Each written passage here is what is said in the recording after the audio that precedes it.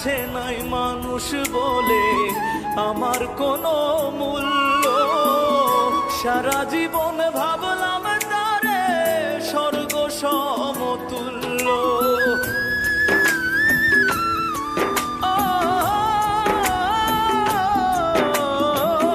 যার কাছে নাই মানুষ বলে আমার কোনো মূল্য, সারা জীবন ভাবলাম তারে স্বর্গ সমতুল্য।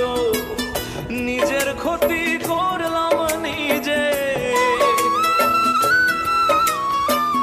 নিজের ক্ষতি করলাম নিজে, দোষ দিব আর আমি কার?